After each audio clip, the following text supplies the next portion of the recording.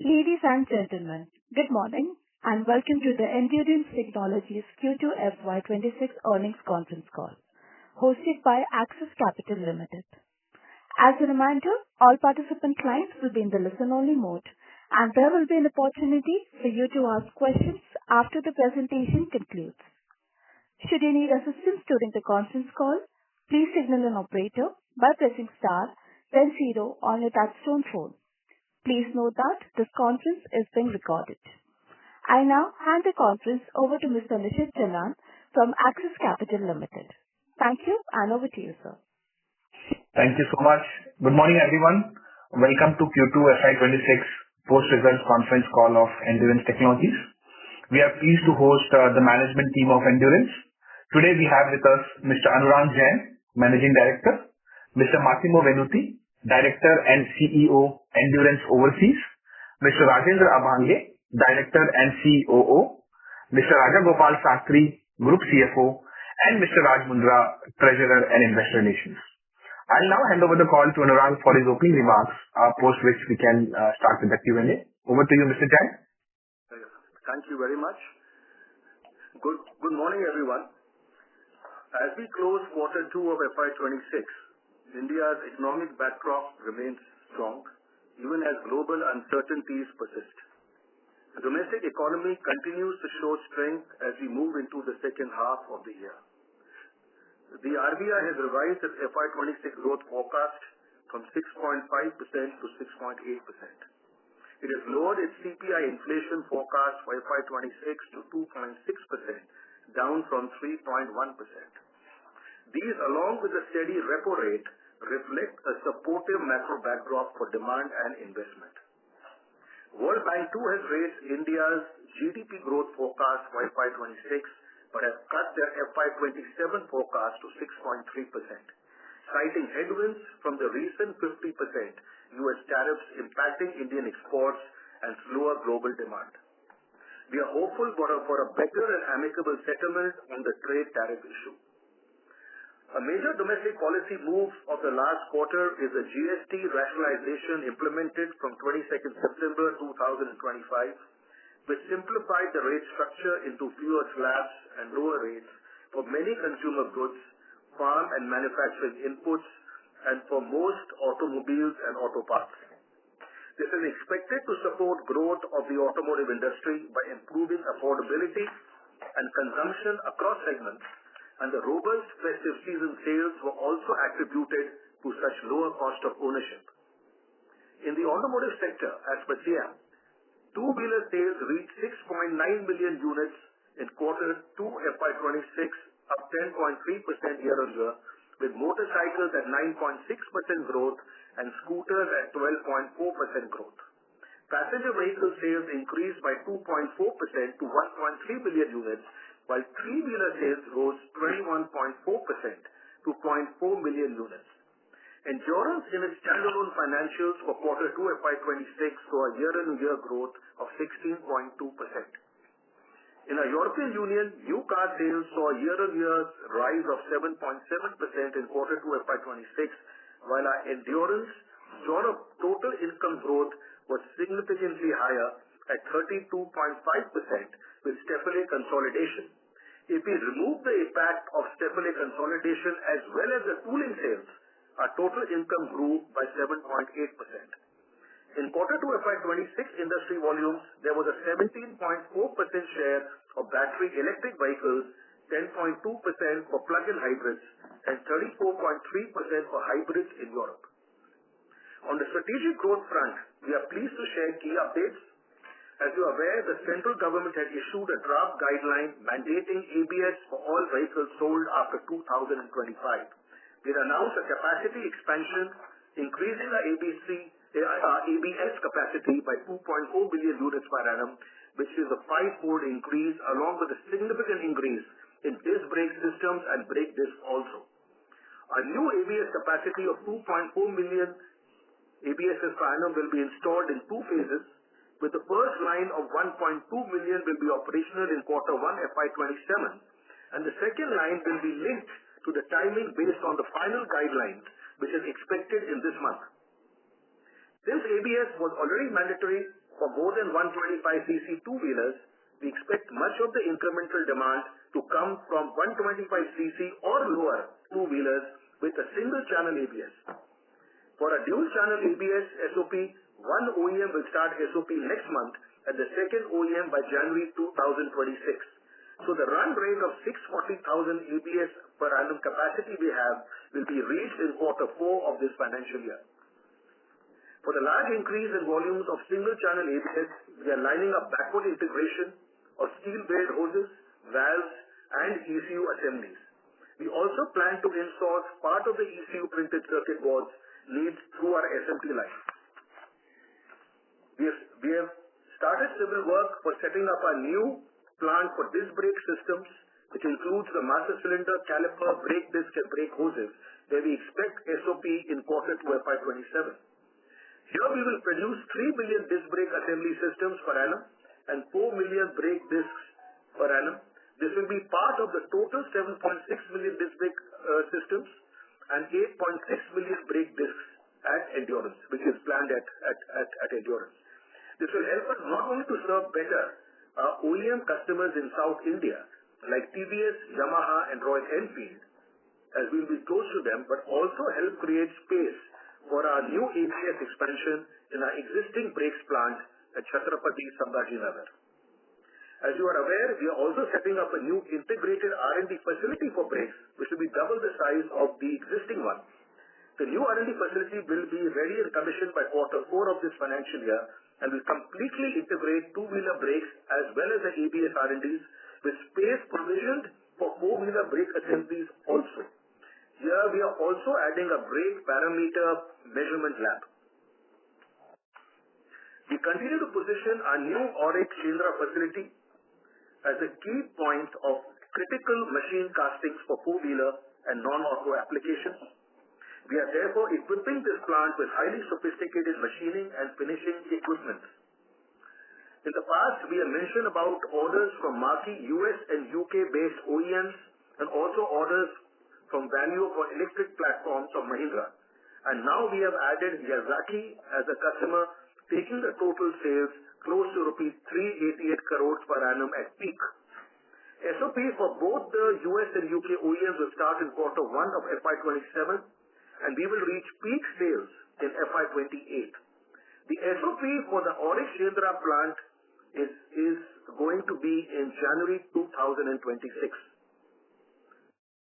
At a new two-wheeler alloy plant at AURIC Bidkin, the SOP has already started in October for Bajaj Auto, while supplies for Royal Enfield will start in next month, and Suzuki alloy wheels will start by the end of Q1 FY27. This plant will have an annualized sales of more than rupees 600 crores by Q2 of FY27. As you are aware, the plant has an installed capacity of 3.6 million wheels per annum, which has been entirely booked with orders from OEM clients. A Chakan alloy wheel plant is also running full with a capacity of 5.5 million wheels per annum. For a battery pack manufacturing facility near Pune, key imported machinery shall be installed by next month, and SOP will be from January 2026 for a leading two-wheeler OEM in India.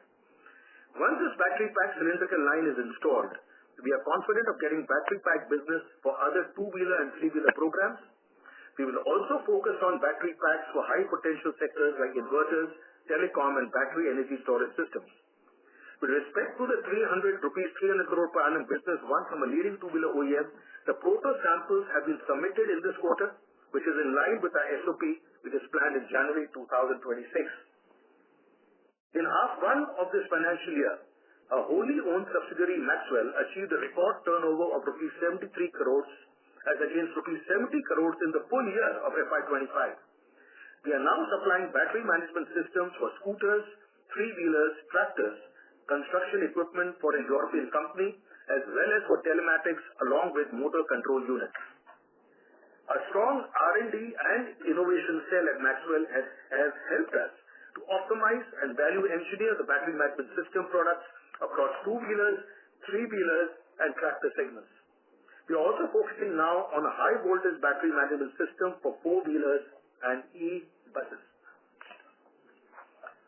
This festive season demand was led by products rolling out of a highly automated surface-mounted technology line at Chhatrapati Sambhajinagar, where we have now a capacity of 44,000 battery management systems per month. We will be adding another 44,000 battery management systems per month on the second assembly line by March 2026. In half one FY26 at Maxwell, we have won rupees 21 crores of new business, which has taken the total cumulative orders won to rupees 209 crores per annum, which will peak in quarter 3 of FY27. The orders won are for two-wheelers, e-rickshaws, e-bikes, electrical construction equipment, and for airline buggies. We at Maxwell have now a strong pipeline of RFQs of rupees 137 crores. We are the clear market leader in inverted front forks, and this business has grown steadily over the years with rising demand from multiple OEM customers. We have started supply of inverted front forks and monoshocks to TVS, where the front fork has been upgraded with adjustable features and with both side cartridge systems. The SOP for another OEM, Hero MotoCorp, is planned within this financial year, while SOP for a leading Chinese two-wheeler OEM is expected to start in quarter 1 of FY27. This would take the total number of OEMs using our inverted front forks to 6. Our overseas OEM client, KTM, has also started increasing schedules for inverted front forks. We should cross a total of 650,000 inverted front fork sales in this financial year. As you are aware, our aluminium forging business, which has a technical collaboration with FGM in Italy, started as a backward integration for supplying aluminium forged axle clamps for our inverted front forks. This large inverted front fork growing business is a captive use opportunity for our aluminium forging axle clamps. We already have 4 aluminium forging presses, which we will move to a new forging facility in quarter 1 of FY27, along with the 5th aluminium forging press, which has already been ordered. For our aluminium forging business, we have now won export orders of rupees 5 crores per annum for new parts from a German OEM. SOP is planned in quarter 1 FY28. As you are aware, we have orders for aluminium forging from Jaguar Land Rover of rupees 27 crores per annum, which business will start in quarter 4 of this financial year. We have also won aluminium forging orders from Royal Enfield of rupees 12 crores per annum, which SOP in quarter 1 FY27. Our line of sight for aluminium forging business next year is around rupees 140 crores. Sale of the first set of containers carrying our export consignment of solar dampers took place in quarter 2. We are building a new infrastructure in our Sanand plant in Gujarat to cater to the large volume orders for these solar dampers. This business value won from a Spanish OEM is rupees 200 crores, which will be executed by FY27. There is a tremendous opportunity to increase this business. We are in the process of finalizing business with another global client. In quarter 2, we started supplies also of our assistance lift clutches to Royal Enfield and Kawasaki, introducing Adler's technology to the Indian market. SOP for Bajaj Auto is expected in the next quarter. As mentioned earlier, we started on-vehicle testing for our first 4-wheeler drive shaft order. We expect to commence SOP in quarter 4 FY26. In view of multiple 3-wheeler orders across 5 OEMs and expected growth in the 4-wheeler business, we plan to set up a separate 4-wheeler drive shaft assembly line during this quarter. As informed in the previous calls, we completed the acquisition of the 60% stake in Steffele entities in Germany in the beginning of quarter 1 of this financial year, with a line of sight of acquiring the remaining 40% in 5 years. Steffele has an annual turnover of approximately 80 million euro. From April 2025, Steffele financials are consolidated in the Endurance Group financials. We had mentioned earlier that under the Maharashtra PSI 2019 scheme, we received an eligibility certificate of rupees 600 crores for CapEx incurred till September 2025. Under this 2019 scheme, we will now apply for an additional eligibility certificate for CapEx up to full FY 2026. Based on rupees 606 crores certified by the authorities, we have recorded a PSI incentive of rupees 33 crores in quarter 1 and rupees 37 crores in quarter 2 of this financial year. You will recall that we have booked almost all our amounts totaling rupees 446 crores under the PSI 2013 scheme and have collected cash to the tune of rupees 350 crores.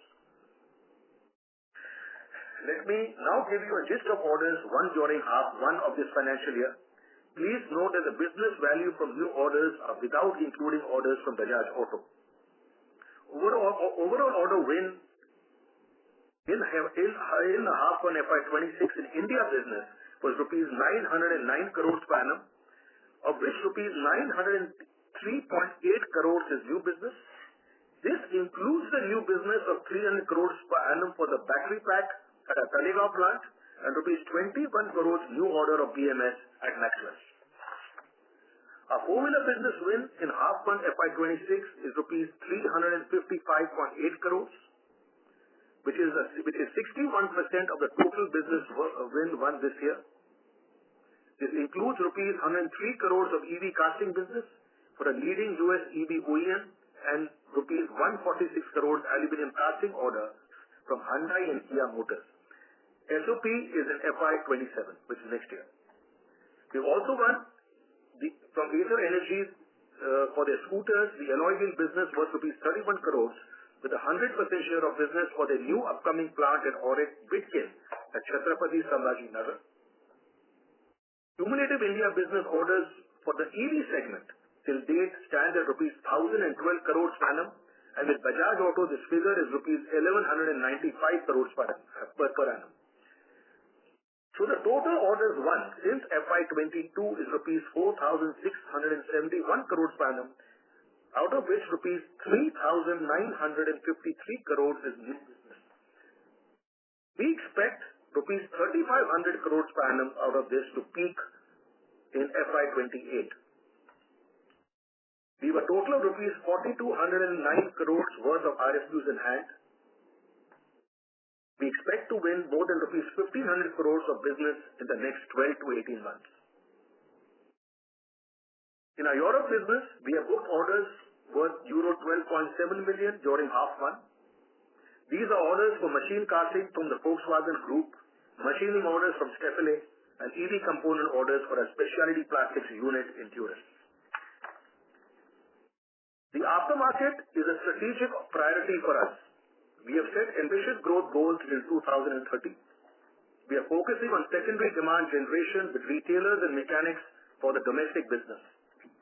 We have appointed a new domestic head and a value-add product head for the bought-out products we buy.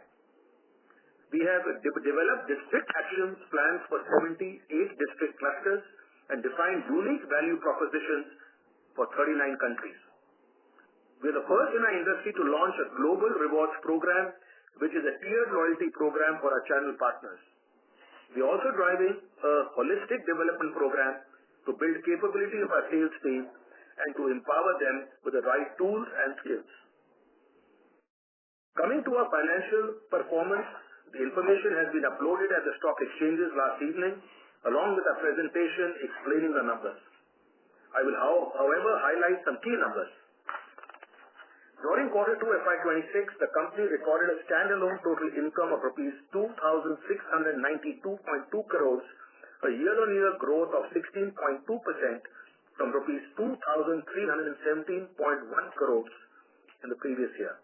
The EBITDA grew 6.3% from rupees 316.1 crores to 335.9 crores with a margin at 12.5%. The PAT grew 1.5% from rupees 184.8 crores to rupees 187.6 crores. The EBITDA drop of 1.16% on total income is largely contributed by raw material cost increase led by aluminum alloy, which forms 55% of the total raw material purchases. Around rupees 10 crores is due to investment in people for future business growth in the areas of strategy, R&D, aftermarket, and sourcing. A further around rupees 10 crores is in two special projects which are for the aftermarket profitable growth and the sourcing savings with a leading global consulting firm, which is an investment of profitable growth as well as cost control, and this will continue till Q4 this financial year. In Q2 FY26, our consolidated total income grew 22.6% over Q2 of last year from rupees 2,939.2 crores to rupees 3,603.8 crores. The EBITDA grew 21.9%, rupees 408.5 crores to rupees 497.8 crores. A margin was at 13.8%.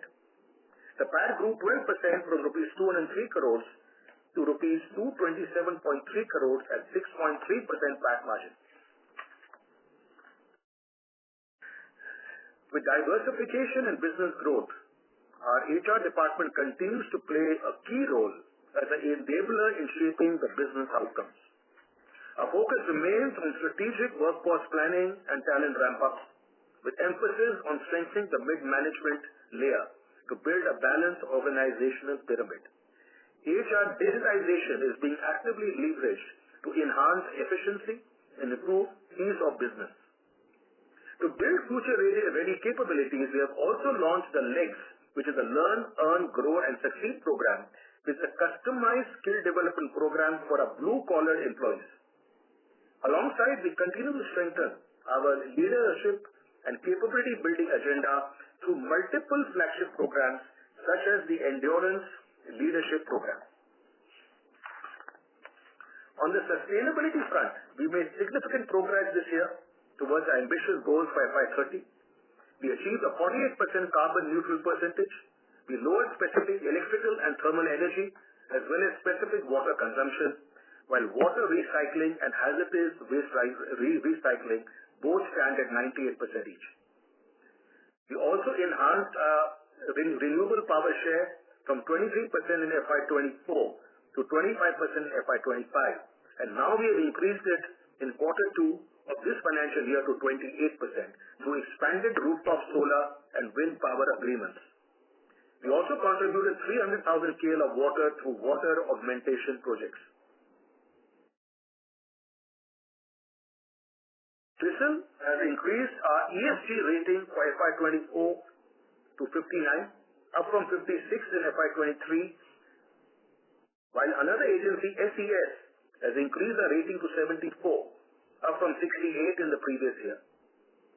Our A120 Valush plant has been awarded the prestigious CII Green Oak Gold rating. At Endurance, we see CSR as a way to create real and lasting impact. Our approach is centered on lowering inequity, one community, one child, one individual at a time. This is how we create impact that endures well beyond the tenure or scope of CSR work we are doing. I'm pleased to share that our CSR arm, Sevak Trust, has transformed 61 schools with solar energy and hygiene-based focused facilities, enhancing attendance as well as outcomes, while training over 900 adolescent girls in health and skills.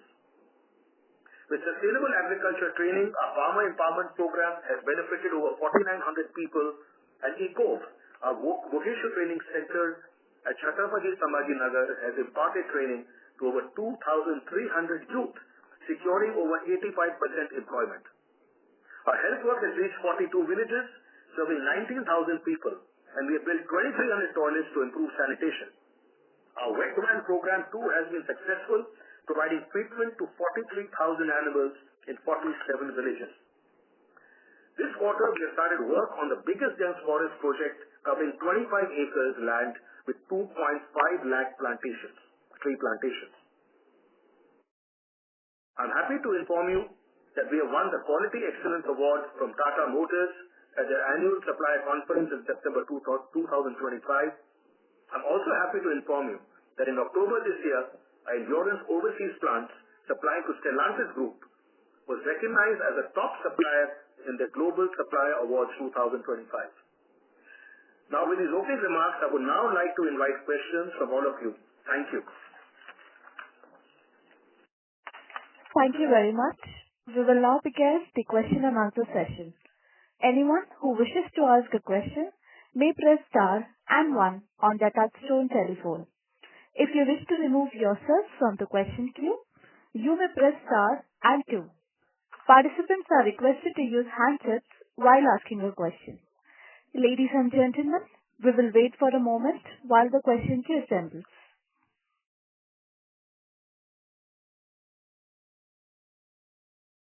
The first question is from the line of Manish Otswal from Nirmal Bang Sector Private Limited. Please go ahead. Yes, sir. Thank you for the opportunity. And I have a question on the slide number 12 of the presentation, where the scooter segment has seen a decline of 4.4%.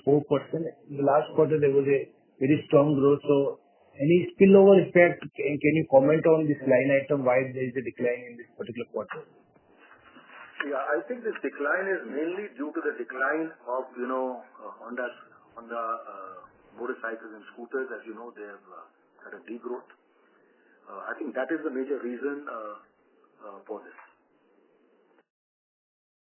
I mean, industry volume is 12.4% in your presentation, and your income growth is negative 4.4%. Yes. So the reason for that is that, HMSI is the second largest OEM customer.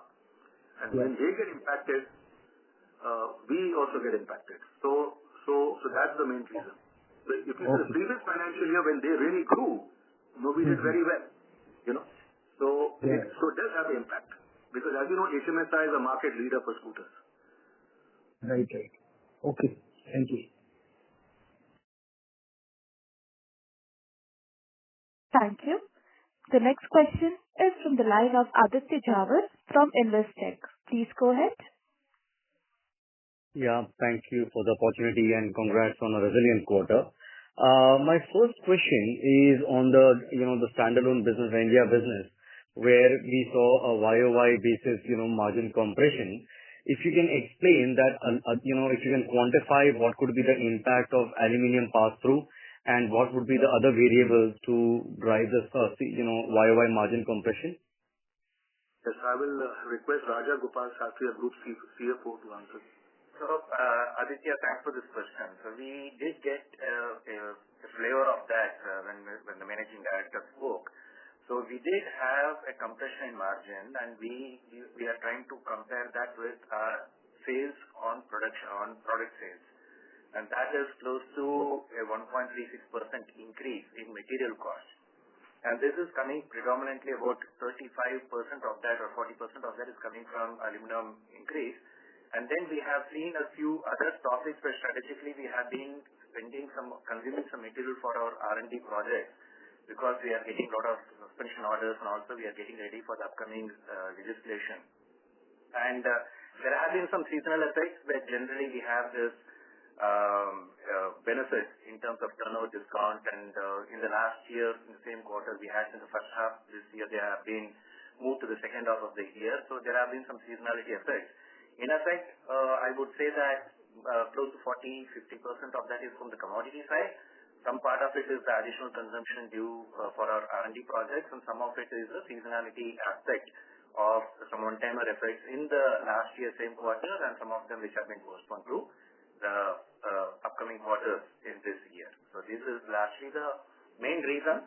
And the other aspect is, which was also mentioned by the managing director in his opening remarks, this is the employee cost. So we have spent a bit on the employee cost for strategic reasons, and this will have a gestation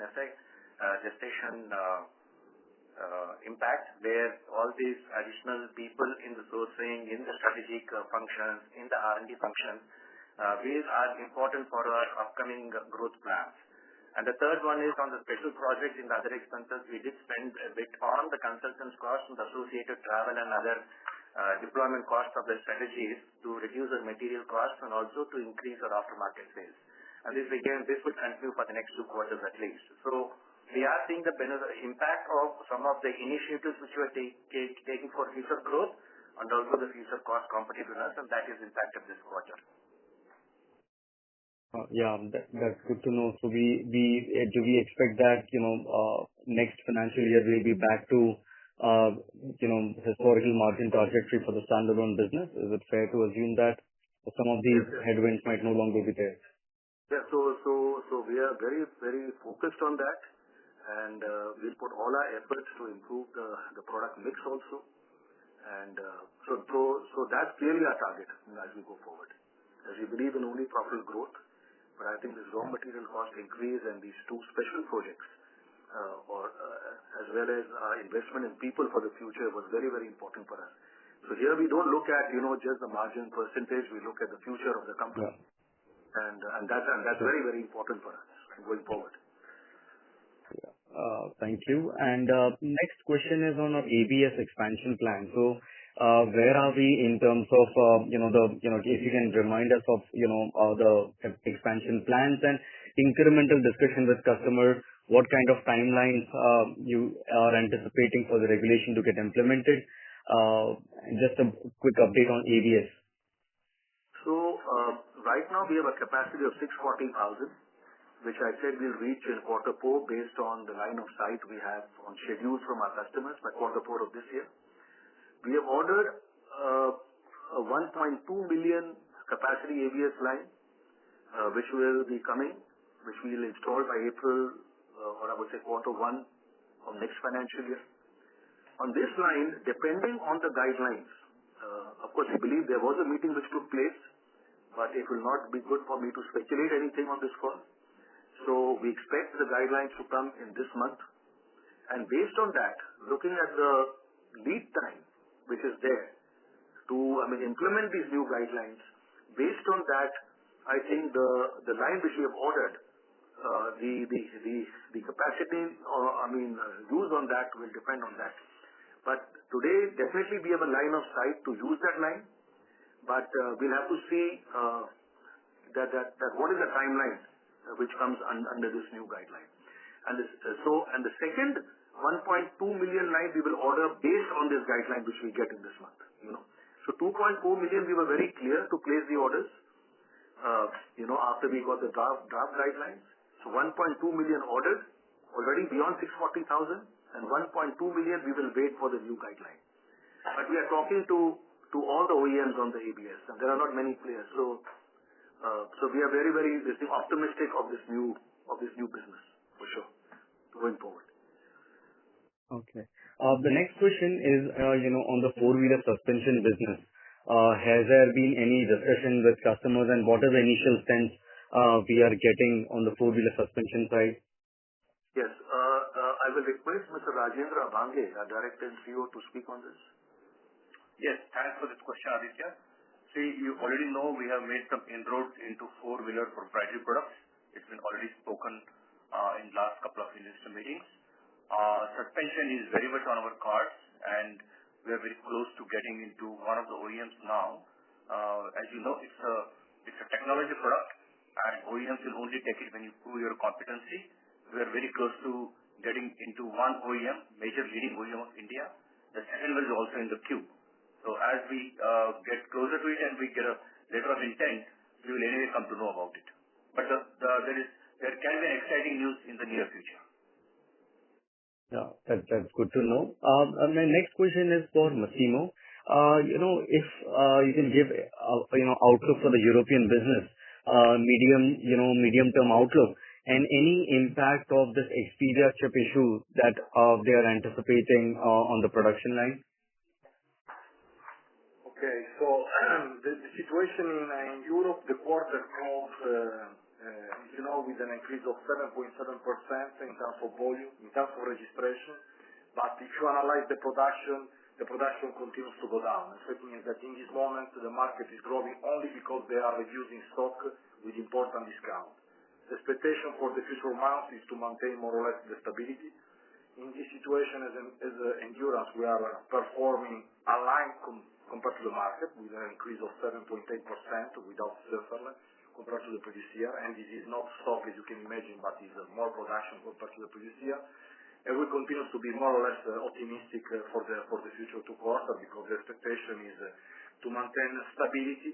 Everybody in Europe, we are waiting the position of the government for the new rules of the Green Deal in June 2026. And from my point of view, till the data, the situation will remain more or less stable. Speaking about the situation of the shortage of components and so on, in this moment, no particular issue from our customer. We receive official position already by Stellantis and also Volkswagen Group, more or less 50% of our customer portfolio. So in this moment, we don't see particular problem. Oh, that's good to know. That's it from my side. Thank you. Thank you. Thank you.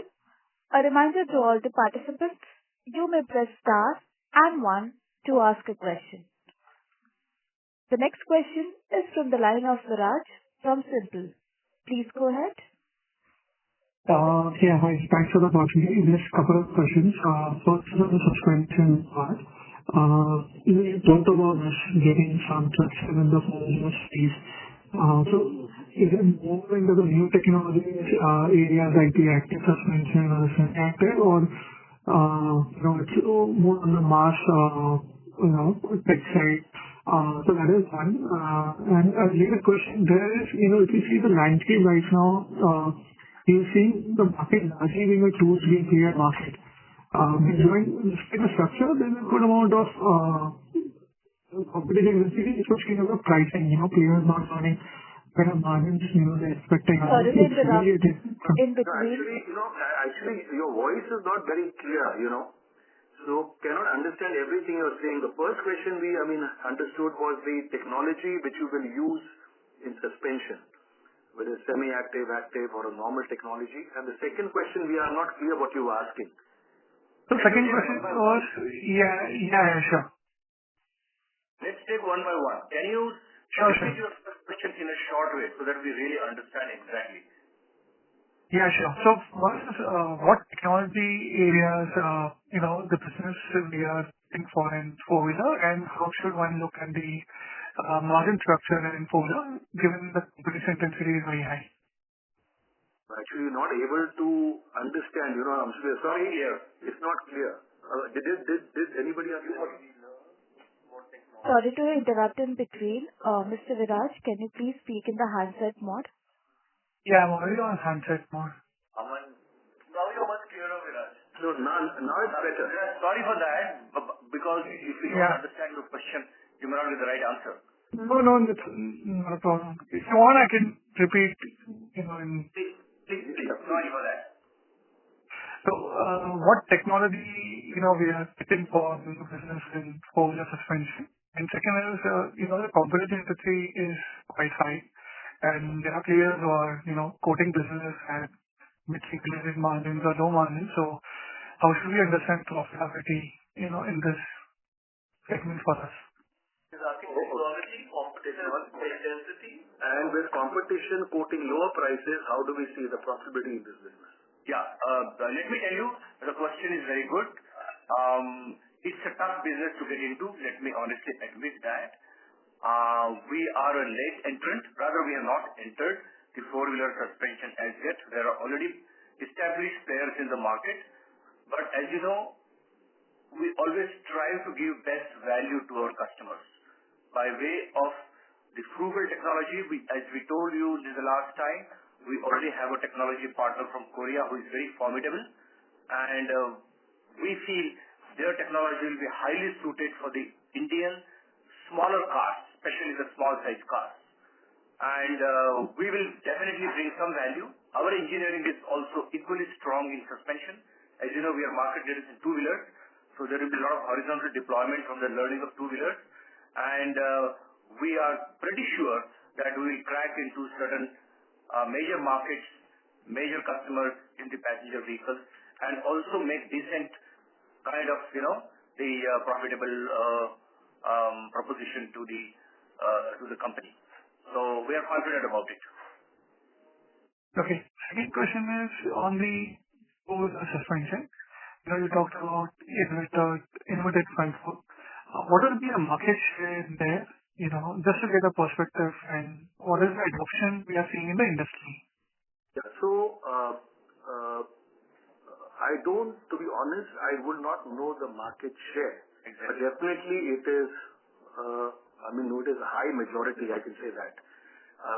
I don't have that, but I know on suspension, that, in the front fork, we are, I think, at 43% of the market. Yes. And in shock absorbers, we are 37% of the market. This is as of quarter 2.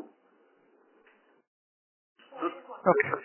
Sorry, 44 in quarter 2. No, but the inverted fork would be higher. So inverted fork is definitely higher because there are very few players in this. He has a first mover advantage with our technology with KTM in 2008. And like I said, we are also, one is we have Bajaj Auto, of course, also increasing, its requirement. As well as we are seeing I said we are starting with Hero MotoCorp as well as with the Chinese OEM in quarter 1 FY27. And we are in touch with almost every OEM on this inverted transform.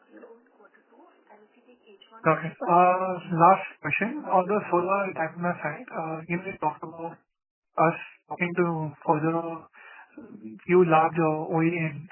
Any color you can give in what stage, the discussions are, and how big this business can be for us in next, say, 3 to 4 years? Okay. So this, I think can be replied by. Okay. So this is relatively a new addition to our portfolio. And as 2 or 3 investor calls before, we already declared that we are going to get into it. And the good news is we already started bulk supplies to this market as one of the fastest entrants into this segment. We know there is a competition in this segment as well, but I think the way we have gotten into it has been well appreciated by the customers. The confidence has gone up.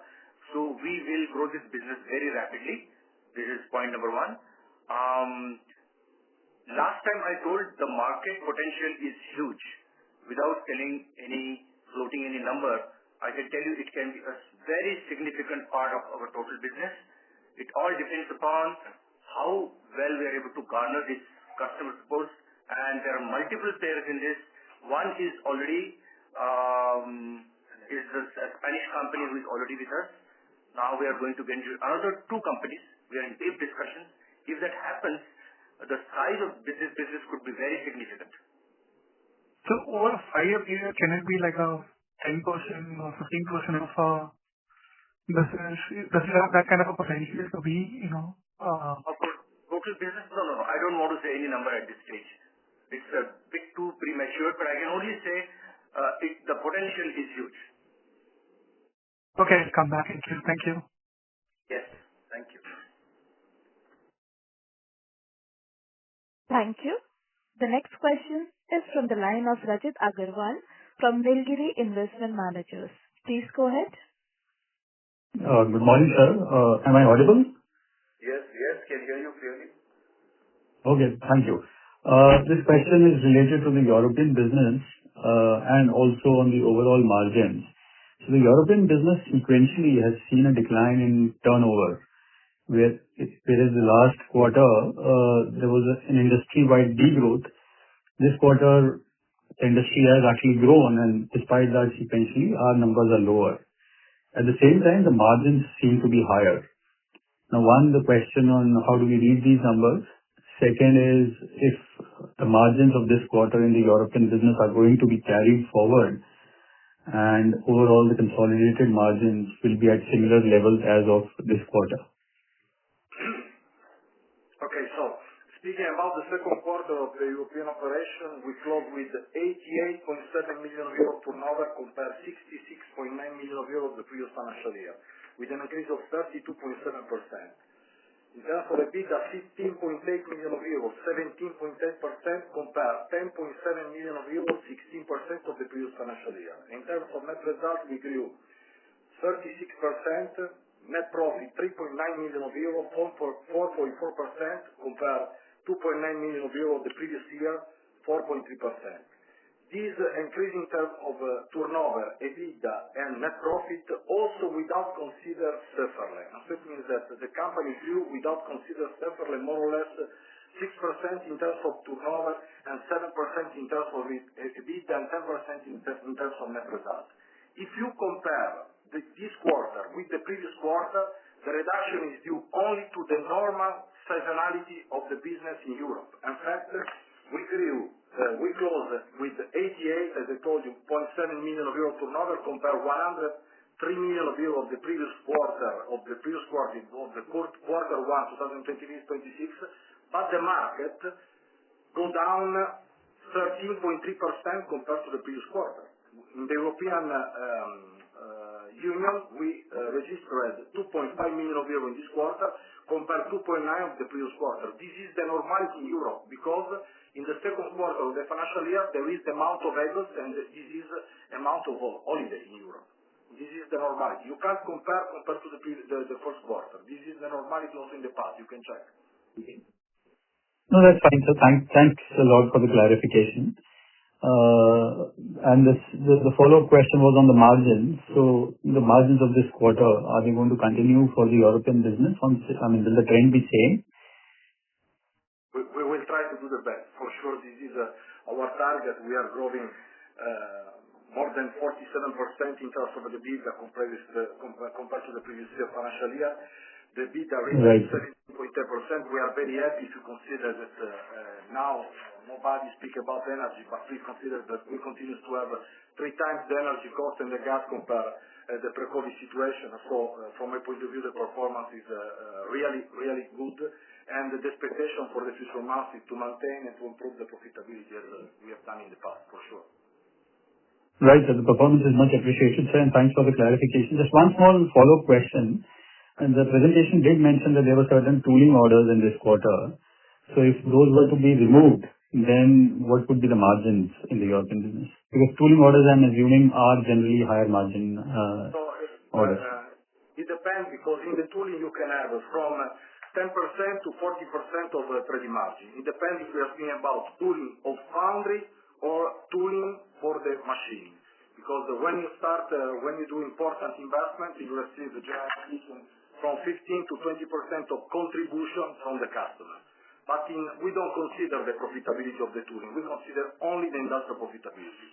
In the analysis, it's correct to say that in the previous financial year, in the second quarter, we have had an important impact in terms of turnover of tooling. And if you offset this, the current increase of turnover compared to the previous year has been 7.8% compared to a market that grew 7.5%. This is the reason why we are saying that we are growing more than compared to the market. And on top of this, please, our increase of turnover is real production, as you can imagine. For the registration, as I told you before, the market is only the stocking, the dealer situation, because the production continues to go down. Only to give you an idea, the German market, the major market in terms of production in Europe, lost more or less 4% of production compared to the previous year in terms of compared to the previous year in the quarter. Right, sir. Thanks a lot. If I may persist again, and sorry for follow-up, can you quantify the amount of tooling orders in terms of euro or INR? The existing tooling order could be something like 14 million. No, I'm sorry. No, the revenue from tooling in Q2. The revenue Q2,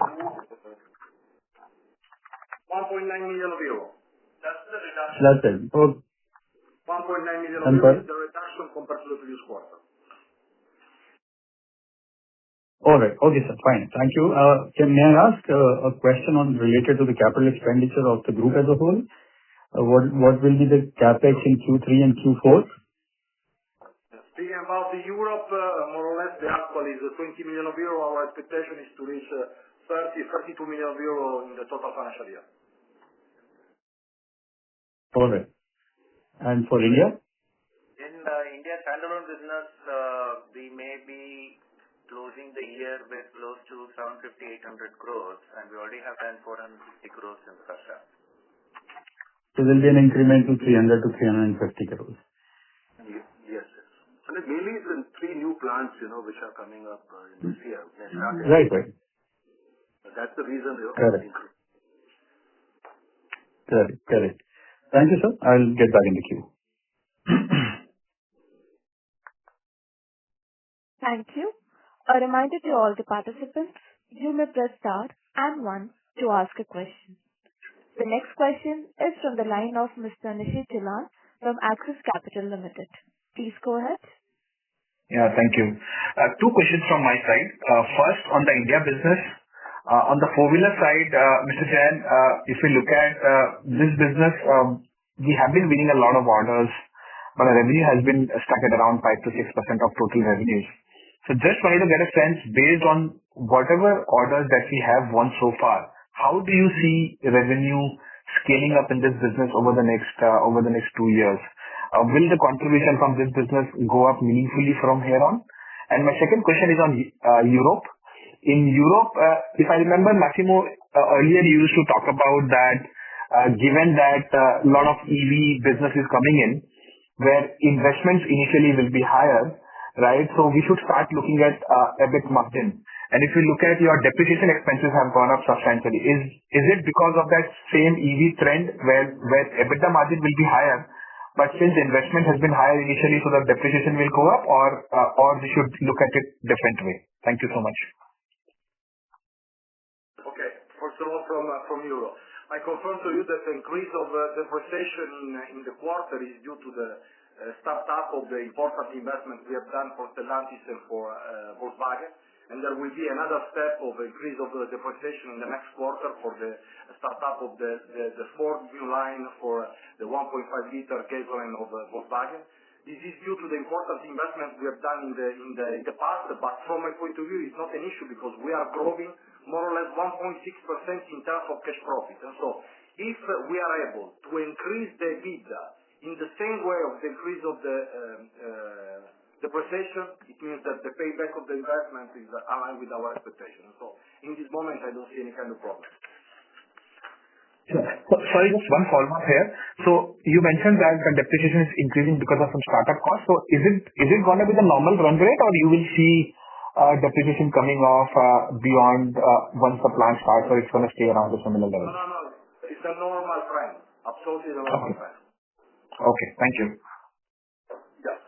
So as far as India is concerned, like I said, that we have won since FY22 3,953 crores of business, out of which we had realized around 1,440 crores last year, and this year we'll do about 1,160 crores of this business, and the balance will be in the next 2 years.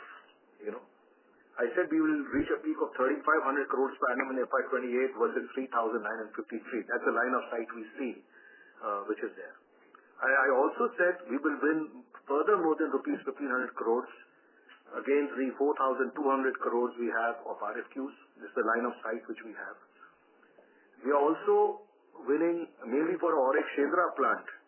If you see the casting orders for electric vehicles, we already won 456 crores from in fact five customers, or from 4 customers.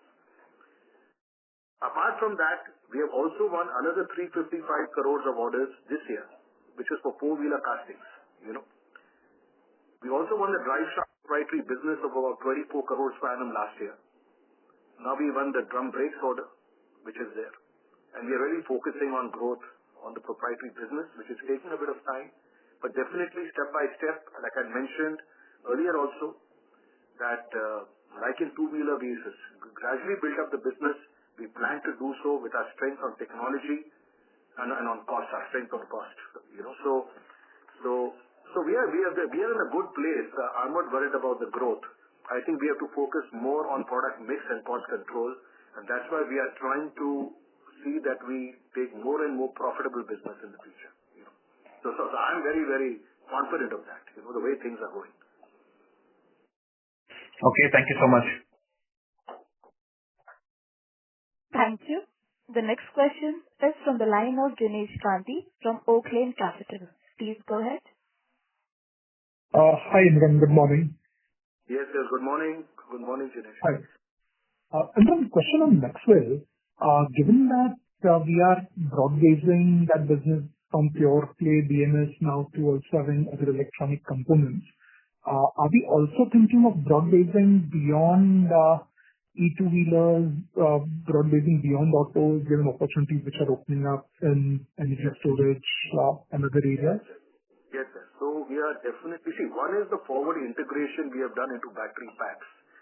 That's a big move, and that is going to start in January 2026 with a major OEM EV customer. But apart from that, I think what is happening in the non-auto space, everybody wants to see our cylindrical assembly line of battery packs running. Okay. and that will help us to get into the non-auto, because when they see such a good automated line, we have imported it from China, it's already come, it will be installed, commissioned by next month, then seeing is believing. So, most of the people have told us, you please start running, you please see it, and then we get confidence, Because see, these kind of projects are still new in India, EVs is still a new area. Battery packs is maybe 6, 7, 8 years, because the EV business is really caught up post-COVID, I would say. So still initial space, but very, very confident of our technology, of our cost competitiveness, whether it's on BMS, whether it's on battery pack.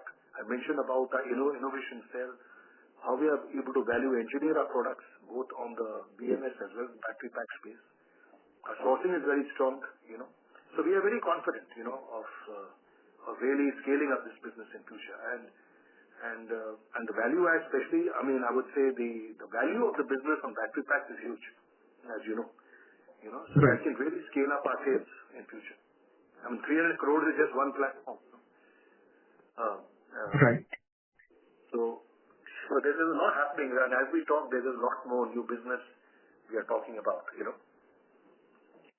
Got it. And secondly, so battery pack on non-auto side obviously will get benefits from the start of assembly operations. But BMS for energy storage side, is our product ready, or how far are we from product preparedness as well as getting orders? See, we definitely know what type of BMS we have to offer. Our R&D cell is fully aware of it. It's a question of just getting the business. We know what kind of equipment we have to order, the product, the cost competitiveness. We're fully aware. The question is first is to get the business. So the main target focus is not on the technology side, whether it's a process or the product. The main focus is to get the business, Right. Got it. That's it from my side. Thanks for all the questions. Thank you, Jinesh. Thank you. Ladies and gentlemen, as there are no further questions, I would now like to hand the conference over to the management for closing comments. No, so I just want to say that we at Endurance are fully committed to profitable growth, sales growth. We have done that since the IPO in October 2016, and we'll continue to do so. There'll be a huge focus on, of course, technology, process, and product. Huge focus on financial improvement, and this will always be our focus. So just want to say that. Thank you. Thank you very much, sir. On behalf of Axis Capital Limited, that concludes this conference. Thank you for joining us today, and you may now disconnect your lines.